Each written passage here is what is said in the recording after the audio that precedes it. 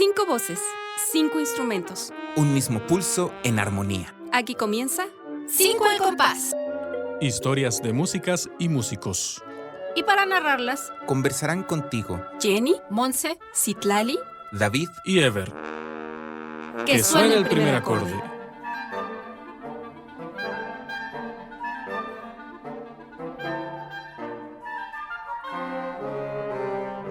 Hola, ¿qué tal? Soy David Ramírez, flautista de Ensamble Danaus, y estamos una vez más en 5 al compás. Qué gusto que nos escuchen. El día de hoy tenemos un invitado muy especial y yo la verdad es que me moría de ganas desde hace tiempo de que viniera. Nuestro invitado hoy es Guillermo Portillo, toda una personalidad en el mundo de la música mexicana y de la flauta. Es alguien con quien yo personalmente crecí conociendo su nombre como una de las luminarias del mundo de la música. Pero, Guillermo, qué gusto tenerte aquí. Pues muchas gracias por la invitación, David. Es un placer. Y bueno, lo que dices, pues me sonroja. pero es también importante decir que, bueno, pues yo soy mucho más viejo que tú. Tú ni habías nacido cuando yo ya era flautista. Es una cosa muy bonita, fíjate, esto del intercambio generacional, ¿no? Porque uno creciendo, ¿no? De chiquito, y estoy seguro que te pasó a ti en tu generación, ¿no? Conoces gente, conoces flautistas, ¿no? Admiras a algunos flautistas, ¿no? Y de pronto en la vida de adultos son tus colegas, gente con la que trabajas. Yo estoy muy contento de pertenecer a la escena musical michoacana, ¿no? Que es un lugar donde tú te desenvuelves, te has desenvuelto por mucho tiempo y que además has contribuido, ¿no? a esta vida en Michoacán. Hablando de eso, Guillermo Portillo, ¿de dónde es? ¿Qué hace aquí en Michoacán? Bueno, la historia es larga, pero no quiero, pues, aburrirlos o hablar de más, pero simplemente diré que yo vine a Michoacán invitado por Luis Jaime Cortés para hacer parte del nuevo proyecto del Conservatorio de las Rosas en el 94. Sí, entonces él me invita y yo trabajaba en la UNAM. Pues sí, me gustaba el trabajo en la Escuela Nacional de Música, entonces ahora es FAM. Y lo que sucedió fue que me metí en muchos proyectos, ¿no? Entonces de repente ya tenía el ensamble de la Escuela Nacional de Música, yo coordinaba para música del siglo XX y contemporánea. Y también tenía un programa que se llamaba En Ejercicio de la Música, que era organizar conciertos todos los sábados. Entonces estuve haciendo eso por varios años. Y de repente yo me he dado cuenta de que mi tiempo cotidiano con la música iba disminuyendo porque tenía que hacer demasiadas cosas. Entonces, ya estando en eso, me dice Luis Jaime, pues vente a Morelia, allá tienes todo el tiempo para estudiar, allá puedes hacer tantas cosas y fue muy interesante y yo dije, va. Y entonces de repente yo renuncié a mi tiempo completo en UNAM, cosa que nadie hace. Pero dije, sí, además la verdad es que vivir en el DF... DF. Exacto. Imagínate, en la CDMX. Ese pues es difícil. Y desde luego yo viví mis primeros 20 años ahí. Porque luego yo me fui, yo he sido un viajero, o entonces fui un viajero. Y también estuve en provincia. Estuve pues en Puebla, estuve en Toluca, trabajando en orquestas, en las orquestas de ese entonces, por un breve trayecto antes de irme. Y yo me he dado cuenta que era mucho más padre vivir en provincia. O sea, tenía uno más tiempo, tenía uno más, pues sí, tiempo, ¿no? Y como que yo en mi cabeza tenía muchos proyectos para lo cual necesitaba tiempo. Sí. Entonces, entre ellos la crianza. Pero digamos ya desde el punto de vista profesional, yo siempre quise tocar saxofón y no tenía tiempo de hacerlo. Entonces venir aquí fue darme el tiempo para estudiarlo. Y efectivamente, después de varios años, pues lo logré, ¿no? Porque tú sabes que tocar un instrumento no es que sea difícil o fácil, sino es que toma tiempo. Claro, es una habilidad y sobre todo uno en esta onda de la música de concierto, ¿no? Que uno se sobreenfoca se súper especializa, ¿no? En un solo instrumento. Digo, en nuestro caso, la flauta, ¿no? Fue la primera opción. Salir de eso, entrenar a tu cuerpo, ¿no? Para esas nuevas sensaciones, estas nuevas habilidades, ¿no? Es extremadamente complejo. Y justamente esa es una de las cosas, porque vamos a hablar de todo Guillermo Portillo y estoy muy emocionado. Pero una de esas cosas es que eres de los pocos músicos en México que tienen una carrera profesional que cubre varios instrumentos, ¿no? Y que no necesariamente están al mismo tiempo, ¿no? Como los multiinstrumentistas, ¿no? Que tal vez en los musicales, ¿no? Traen sus 4 instrumentos y van cambiando. Tienes una carrera profesional como flautista, larguísima, ¿no? En la orquesta también. Y eres músico saxofonista, ¿no? Y das conciertos de saxofón y haces música de saxofón y bandas, ¿no? En diferentes géneros. Y esto no está peleado de ninguna manera, ¿no? Eso es algo que me encanta. Y me gustaría que escucháramos un poquito de eso. Esta primera pieza que quiero mostrarle a nuestro público es la Hot Sonate de Erwin Schulhoff. ¿Esta cuándo la grabaste? Esta fue grabada en pandemia. En pandemia, ¿verdad? Uno de esos proyectos. De esos proyectos, y fue grabado con un amigo y gran pianista y gran compositor, Gerardo Cárdenas, que por cierto yo coincidí con él en París. Allá nos conocimos, porque yo estuve pues casi 6 años en París. Wow. Y entre otras escuelas estuve en la École Normale y él estaba estudiando en ese tiempo ahí. Y desde entonces le toqué algo de su música. Ya. Y pues así fue. Le dije, pues vamos a hacer algo. Y sí.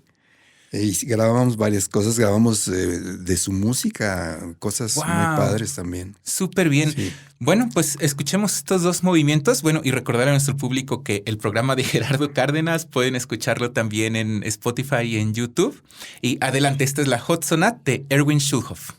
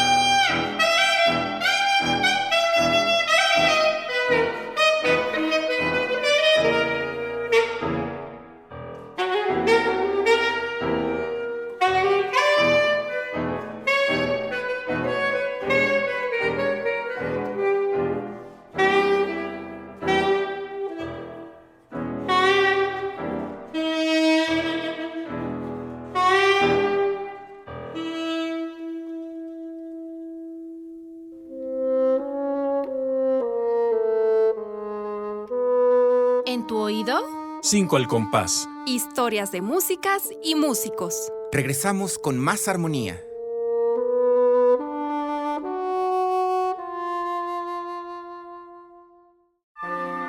En tu oído, 5 al compás. Historias de músicas y músicos. Regresamos con más armonía.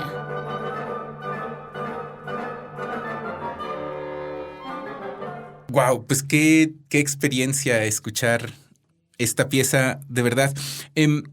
Pocas personas pueden tener carreras paralelas y en este sentido, porque es la misma cosa, es música. Pues no es como acrobacia en el trampolín, ¿no? Y música es música, pero lo que sí es que hay muchos géneros distintos que han formado parte de la vida de Guillermo Portillo, ¿no? En todo este tiempo. ¿Tú empezaste metidísimo en la música clásica? ¿Ese fue lo que te llevó a la flauta? Pues mira, debo decir que no. No, bueno, yo no tengo precedentes musicales. Ajá. O sea, nadie en mi familia es músico. Entonces, cuando a mí se me ocurrió, bueno, empecé a escuchar música y de hecho siempre me gustó mucho la música. Pero me gustaba, ya tenía un par de discos de jazz y tenía Jethro Tull. Por supuesto. Y tenía todo eso. Yo iba a estudiar guitarra y de repente oí a Jethro Tull, dije, no, yo voy a estudiar flauta. Y eso todo el mundo me lo agradeció porque había filas de guitarristas. Sí, y de siempre. flauta, todos, pues métete a flauta, sí. Y bueno, la verdad es que tuve muy buenos incentivos. Héctor Jaramillo fue mi primer maestro. Qué Y padre. luego Rubén Islas. Y ambos fueron pues grandes maestros que sí me incentivaban. Y entonces fue cuando ya entré a la escuela de música que empecé a escuchar música clásica. Y la verdad es que me encantó. Yo iba a todos los conciertos de la FUNAM y de la Sinfónica Nacional. Claro. El ciclo Mahler, el famoso allá, que hizo Eduardo Mata, todo eso. Yo ya estaba pues al 100, ¿no? En el estudio de la música. Y sí, de alguna manera, al principio fue difícil, sobre todo con mi papá, que decía, no, pues primero sé maestro, porque mis papás eran maestros. Ya. Pues sé maestro como nosotros y luego ya haz lo que tú quieras. Y yo dije, no, yo voy a hacer lo que yo quiera, aunque no quieras. Y mi mamá me apoyó mucho. Y luego mi papá ya se alivianó. Y luego fue increíble porque todo el mundo me decía, te vas a morir de hambre, ¿cómo crees? Eso de ser músico, que... Y bien pronto entré a la Orquesta Sinfónica del INPI, que por cierto acaban de ser sus 50 años, y fui a México. Y estuve tocando con varios de ellos, porque pues ya todos ya estamos de mi edad, ¿no?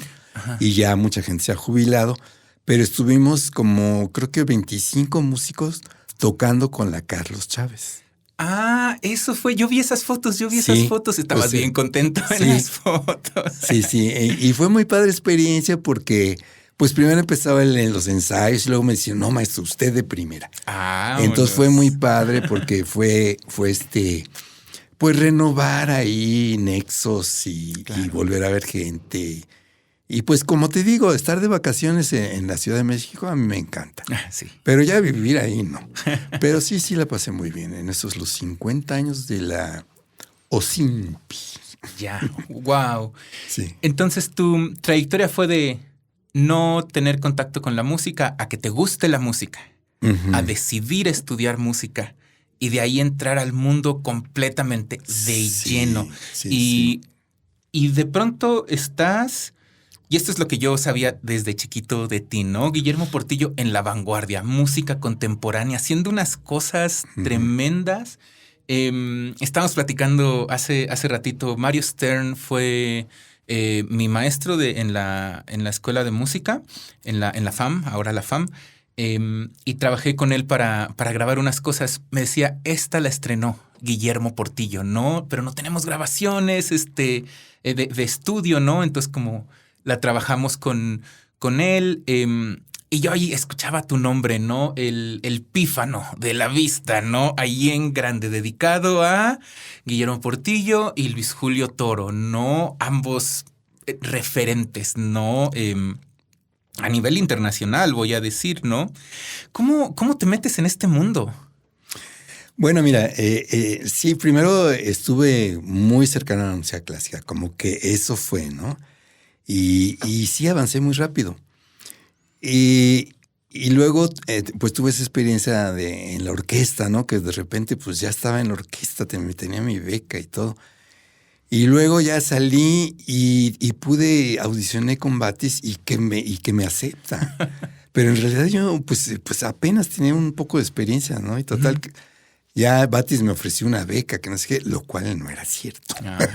Ya sabes.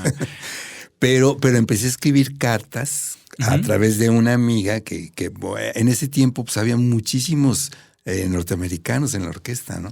Y yo me hice un gran amigo, bueno, era mi novia, una chelista, y ella me dijo, yo te ayudo a hacer.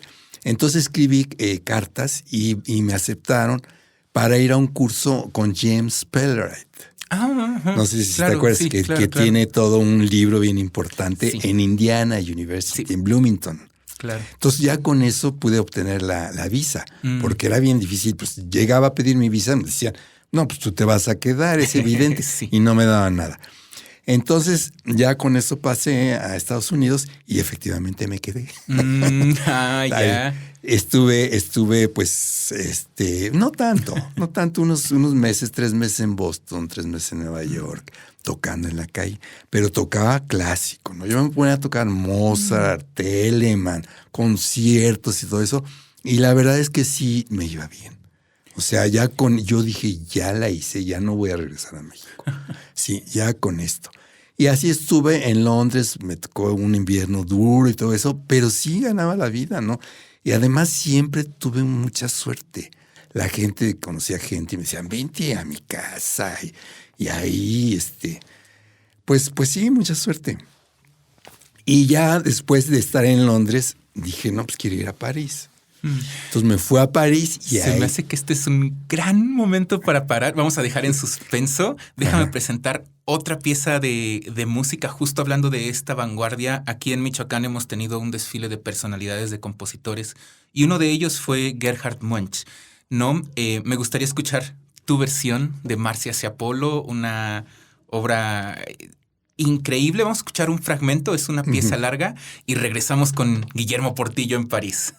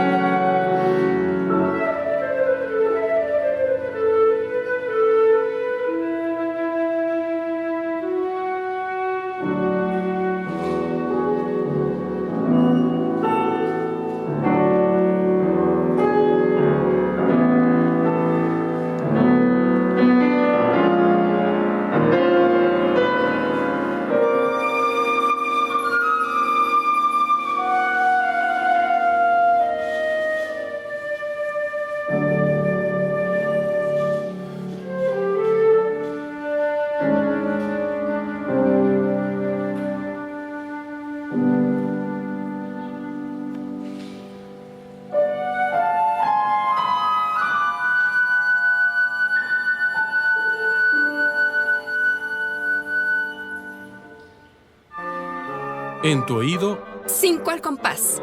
Historias de músicas y músicos. Regresamos con más armonía.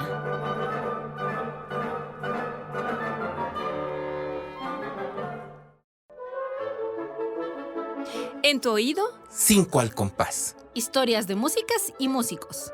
regresamos con más armonía.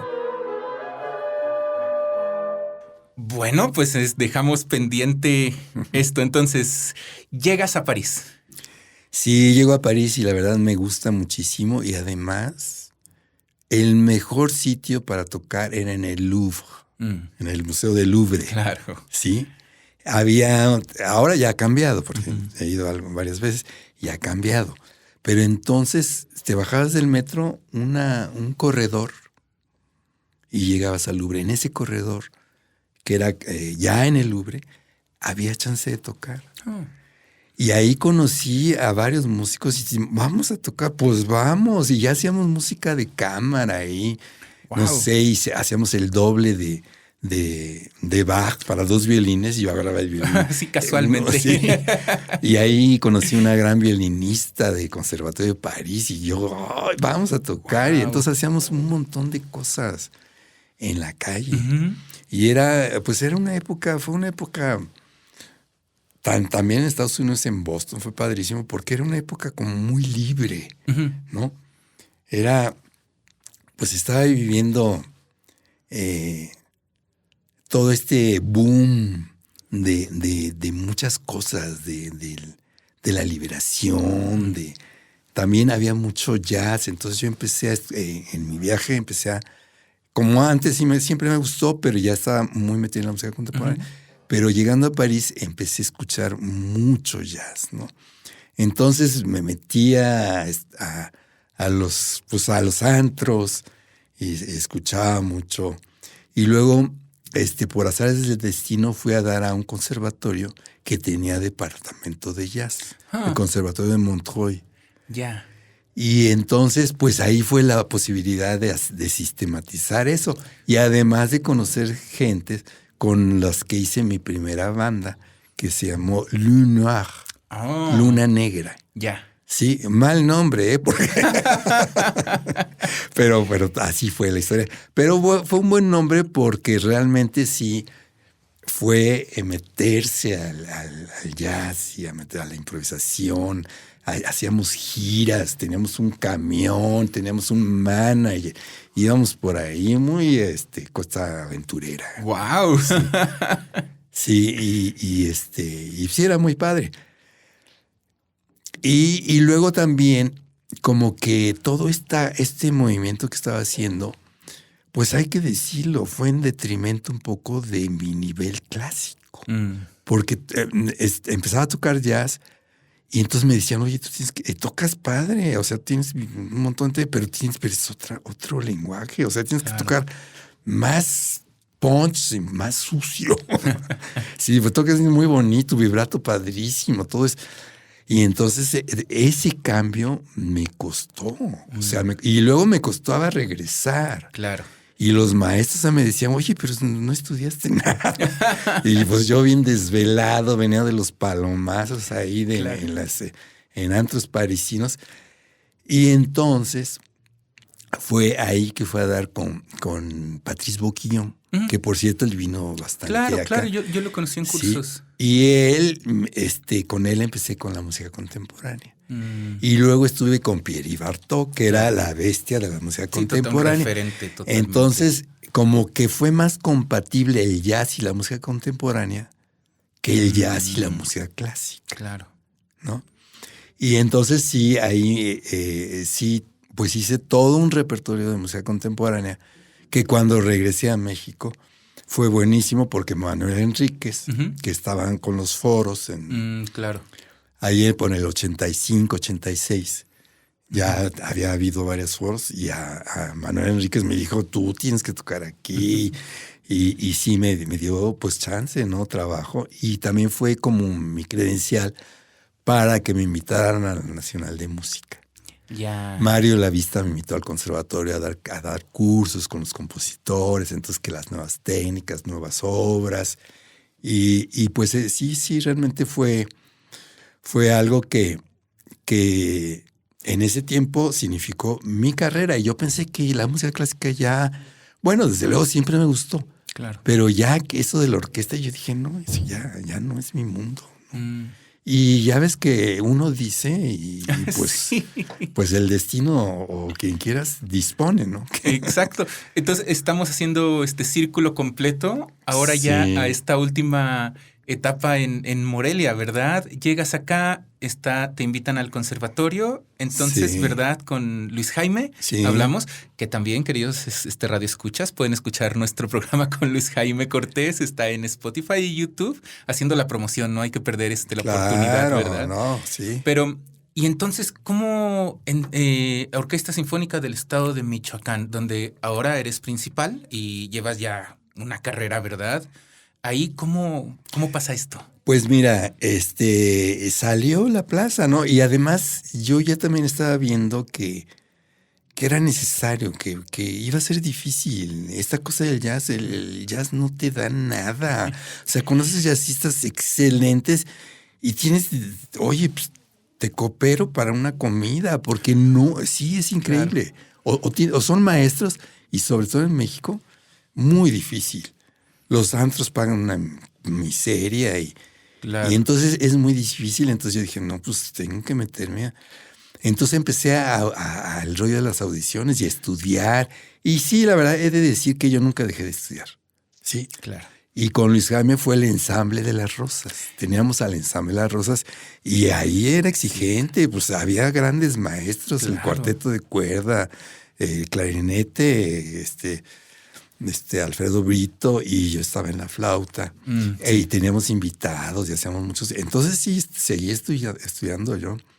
Pero ya tenía mi rollo con el sax como más consolidado. Ya, porque eso que estábamos platicando hace rato es cierto, ¿no? La exigencia profesional te hace especialista. Claro. Sí, y es muy difícil salir de ese canal que ya tienes. Entonces, venir a Morelia fue poder salir de eso, pero sin perder lo que tenía, ¿no? Qué complejo, pero qué padre que puedas entregarte al arte, a la música de formas tan completas. De hecho, hablando de este mundo tan grande, la siguiente pieza es una que me estás presentando hoy. Estoy muy emocionado de escucharla en este disco de Los Aguacates de Nepantla, una pieza donde tú eres compositor. Entonces, vamos a escuchar un poquito de esta pieza y regresamos en un momento. Es la suite regresiva. Así es.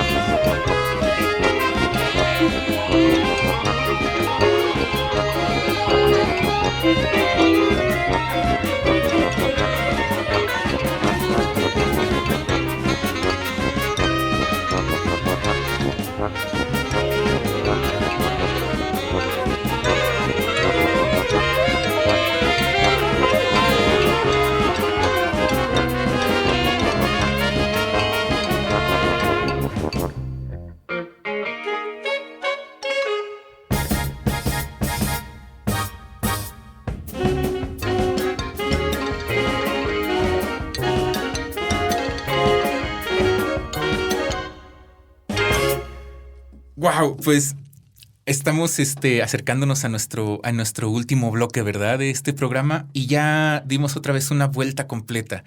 Ahora estamos en la orquesta.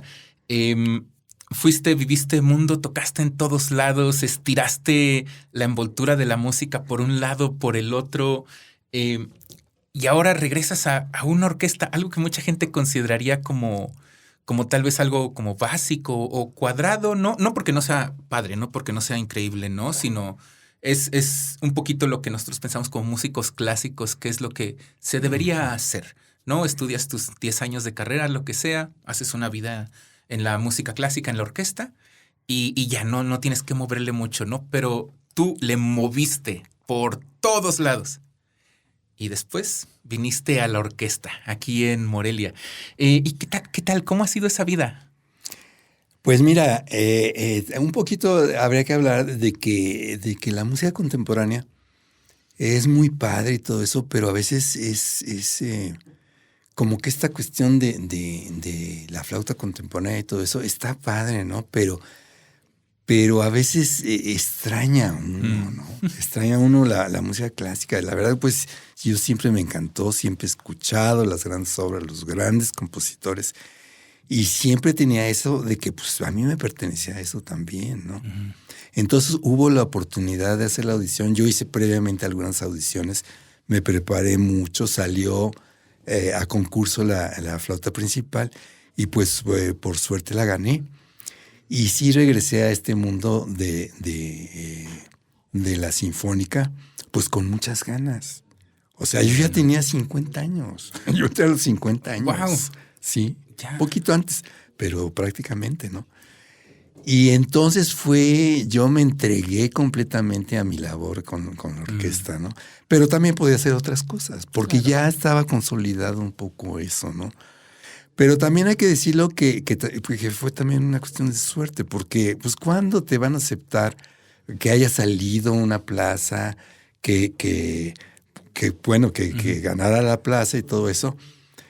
Y que finalmente pues regresé, ¿no? Es un regreso a algo que sí me pertenecía. Claro. Ahora, tocar, por ejemplo, lo que acabamos de tocar, Sostakovich, justo quería mencionar la novena. Yo Oye, escuché esos conciertos, wow. Qué privilegio. Sí, no, y conciertos demandantes, increíble, como solista, pero como grupo, ¿no? En este Shostakovich, el movimiento lento, tienes unas cosas hermosas, ¿no? Que fue muy bonito escucharlo. Sí. Pero de pronto ver a la orquesta uniéndose para conseguir este fin común de hacer sonar este monstruo de pieza, ¿no? Increíble. De verdad fue una experiencia muy bonita. Nos vamos acercando al final, pero todavía hay un tema que quiero seguir tocando, ¿no? Que es, quiero mencionar a Memo tocando en bandas de funk, bandas de jazz, bandas de rock. También hay bandas de rock. Es que has estado en todo, ¿verdad? Sí. Sabemos que está la banda Elástica, ¿verdad? ¿Ahí qué era? ¿Es jazz experimental? ¿Cómo lo definirías? Pues sí. Jazz es música original, ¿no? Ok. Pero claro, sí tiene grandes influencias de jazz en el sentido que de un jazz contemporáneo que hay mucha.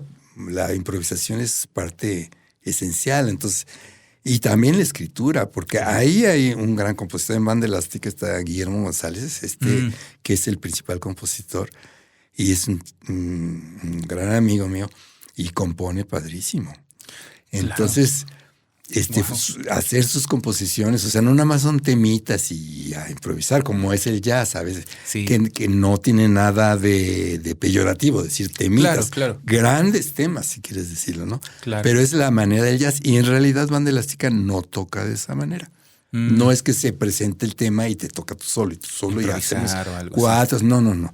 Es más elaborado y más con más escrito, pero con mucha improvisación. Claro. De hecho, el disco Ahí te encargo, pues fue invitar a compositores a que escribieran para nosotros, y lo cual se hizo. Claro. Y fue una buena producción.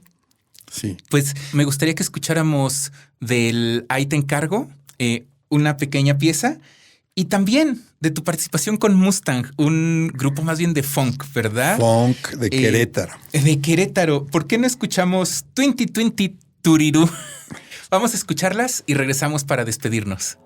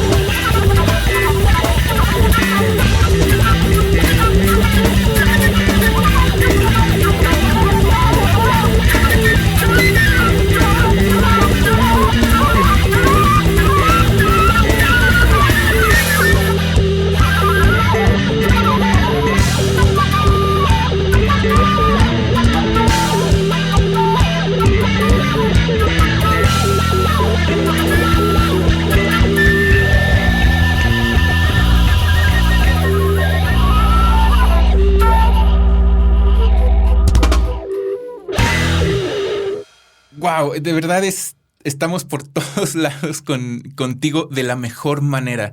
Qué bonito ver a alguien que puede pisar firme en cualquier terreno.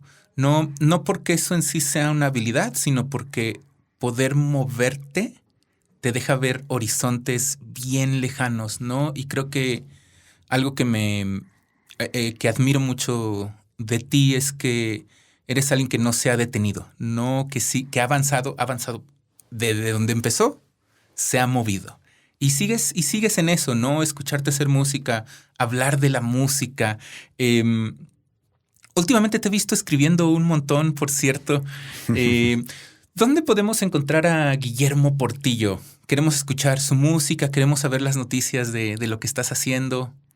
Pues ahí está mi canal. Tengo un canal, Guillermo Portillo Hoffman, y ahí hay varias interpretaciones, ¿no? Este es en YouTube, ¿verdad? En YouTube. Perfecto. En YouTube, ahí pueden escuchar varias cosas. Y bueno, hay varios discos también. Pero ya tú sabes que los discos, ni yo encuentro mis discos. Sí. Te comentaba que tengo uno que Claro. se llama ¿Qué se toman?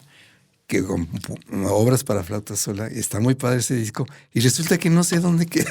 No, hombre, hay que hacerla, hay que Sí. hacer búsqueda nacional de los discos de Guillermo Portillo. Sabes que así encontramos, bueno, no encontramos hace poquito, tú sabes, hay un disco de Marielena Arizpe, ¿no? Que vimos recientemente en Hora, en el verano, Sí, en la sí, sí. convención de flautas.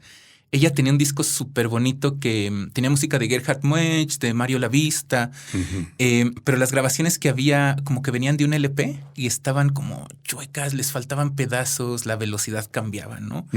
Alguien encontró una caja de cassettes en un estudio, quién sabe, y ahorita están todos como en eBay, ¿no? O sea, se lo están vendiendo. Yo compré ese cassette. Fíjate. Perfecto, como nuevo, con su celofán y todo se oye perfecto. Así han de tener el tuyo, yo creo, en alguna caja en un estudio. Vamos a ver si los encontramos. Oye, Guillermo, de verdad, qué gusto escucharte, qué gusto platicar contigo. De aquí vamos a salirnos a echar un café, yo creo, para continuar la plática por unas pocas horas. Qué gusto que estés aquí. Invitamos definitivamente a todo nuestro público también a estar al pendiente de dónde escucharte, ir a los conciertos de Occidem, donde tenemos el gusto de tenerte como principal. Y también, bueno, todas las cosas que estén al pendiente. Y también, querido público, los invitamos a seguir a Ensamble Danaus. Estamos en redes sociales, en Instagram y en Facebook como Ensamble Danaus. También pueden seguirnos en nuestra página web www.ensambledanaus.com. ¿Escuchaste? 5 al compás.